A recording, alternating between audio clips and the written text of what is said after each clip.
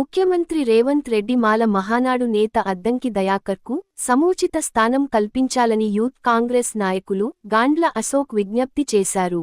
మెదక్ జిల్లా వెల్దుర్తి మండల కేంద్రంలో ఆయన మీడియా సమావేశం నిర్వహించారు. బీఆర్ఎస్ ప్రభుత్వంపై పోరాటం చేసి కాంగ్రెస్ ప్రభుత్వం ఏర్పాటుకు కృషి చేసిన నాయకుడు అద్దంకి దయాకర్ అని ఆయనకు మంచి పదవి ఇవ్వాలని విజ్ఞప్తి చేశారు.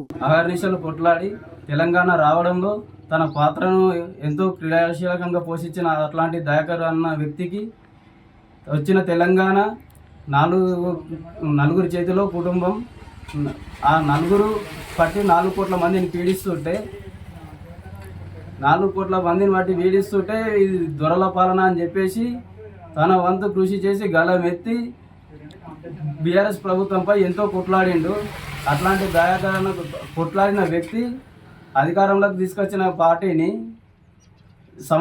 దాదాపు సంవత్సరంన్నర గడుస్తున్నా కానీ దయాకర్ అన్నకు ఇప్పటికీ పదవి ఇవ్వకపోవడం కాంగ్రెస్ పార్టీకి ఇది ఒక బాధాకరం. సీఎం గారికి కూడా నేను విజ్ఞప్తి చేస్తున్నా, సిద్దిపేట గడ్డ మీద 50,000 మంది కార్యకర్తల ముందట మీరు మాటిచ్చే సార్, అద్దంకి దయాకర్ అన్నకు ఖచ్చితంగా మంత్రి పదవి ఇచ్చే బాధ్యత, మంచి పదవి ఇచ్చే బాధ్యత నాది అని చెప్పేసారు. మీరు మాట నిలబెట్టుకోవాలని నేను రిక్వెస్ట్ చేస్తున్నా.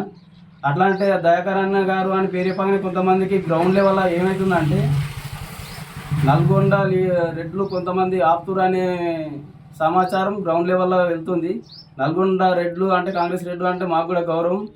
గతంలో తెలంగాణ కోసం తన పదవులను కూడా త్యాగం చేసి, మంత్రి పదవిని కూడా త్యాగం చేసి తెలంగాణ రావడం కోసం కొట్లాడిన వ్యక్తులు వారంటే మాకు గౌరవం ఉన్నది.